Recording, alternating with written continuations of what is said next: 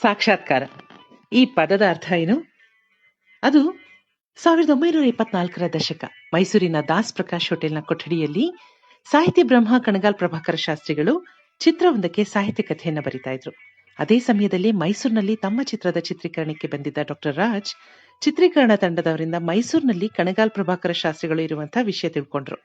ಚಿತ್ರೀಕರಣದ ಮಧ್ಯೆ ಬಿಡುವು ಮಾಡಿಕೊಂಡಂತಹ ರಾಜ್ ನೇರವಾಗಿ ಶಾಸ್ತ್ರಿಗಳು ಉಳ್ಕೊಂಡಿದ್ದ ರೂಮ್ಗೆ ಹೋಗಿ ಶಾಸ್ತ್ರಿಗಳ ಮುಂದೆ ಕೈಕಟ್ಟಿ ನಿಂತುಕೊಂಡು ಅತ್ಯಂತ ವಿನಯದಿಂದ ಕೇಳಿದ್ರು, ಗುರುಗಳೇ, ತುಂಬಾ ದಿನಗಳಿಂದ ನಿಮ್ಮನ್ನ ಒಂದು ಪ್ರಶ್ನೆ ಕೇಳಬೇಕಿತ್ತು. ತಮ್ಗೆ ತೊಂದರೆ ಆಗದೆ ಇದ್ರೆ 10 ನಿಮಿಷ ನಿಮ್ಮೊಡನೆ ಮಾತನಾಡಬಹುದೇ?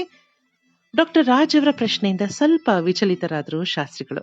ಆದ್ರೂ ಹೇಳಿದ್ರು, ಕೇಳು ಮುತ್ತುರಾಜ, ಏನದು ಆ ಪ್ರಶ್ನೆ ಅಂತ. ಡಾಕ್ಟರ್ ರಾಜ್ ಕೇಳಿದ್ರು, ಪುಟ್ಟಣ ಕಣಗಾಲ್ ಅವರ ಮಹೋನ್ನತ ಚಿತ್ರ ಸಾಕ್ಷಾತ್ಕಾರದಲ್ಲಿ ಅಭಿನಯಿಸಿ 3 ವರ್ಷಗಳೇ ಕಳೆದಿವೆ. ಆದ್ರೂ ಇದುವರೆಗೆ ನನಗೆ ಈ ಪದದ ಅರ್ಥ ಏನು ಅಂತ ಗೊತ್ತಿಲ್ಲ.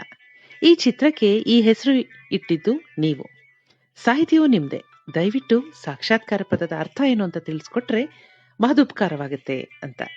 ಇದಕ್ಕೆ ಶಾಸ್ತ್ರಿಗಳು ನಗುತ್ತಾ ಉತ್ತರಿಸಿದ್ರು, ಮುತ್ತುರಾಜ, ಯಾವ ವ್ಯಕ್ತಿಗೆ ಎಲ್ಲರನ್ನೂ ಸೆಳೆಯಬಲ್ಲ ವ್ಯಕ್ತಿತ್ವ ಇರುತ್ತೋ, ಯಾವ ವ್ಯಕ್ತಿ ಎಷ್ಟೇ ತಿಳಿದಿದ್ರು ಏನೋ ಗೊತ್ತಿಲ್ಲದವನಂತೆ ಭಾವದಿಂದ ಬದುಕ್ತಾನೋ, ಯಾವ ವ್ಯಕ್ತಿ ಹಿರಿಯರನ್ನ ಗೌರವಿಸ್ತಾನೋ, ಯಾವ ವ್ಯಕ್ತಿಗೆ ಇನ್ನೂ ಕಲಿಬೇಕು ಅನ್ನುವಂಥ ತುಡಿತ ಸದಾ ಇರುತ್ತೋ, ಯಾವ ವ್ಯಕ್ತಿ ಎಲ್ಲರನ್ನೂ ಗೌರವಿಸ್ತಾನೋ, ಯಾವ ವ್ಯಕ್ತಿ ದ್ವೇಷದಲ್ಲೂ ಪ್ರೀತಿಯನ್ನ ಕಾಣ್ತಾನೋ ಅಂಥ ವ್ಯಕ್ತಿಗೆ ಬದುಕಿನ ಸಾಕ್ಷಾತ್ಕಾರ ಆಗತ್ತೆ.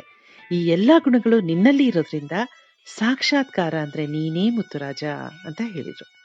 ಶಾಸ್ತ್ರಿಗಳ ಕಾಲುಗಳಿಗೆ ನಮಿಸಿದಂತಹ ಡಾಕ್ಟರ್ ರಾಜ್ ಅವರ ಕಣ್ಣುಗಳಲ್ಲಿ ಧನ್ಯತೆಯ ಭಾವದ ಕಣ್ಣೀರು ಹೊರಹೊಮ್ಮಿತು.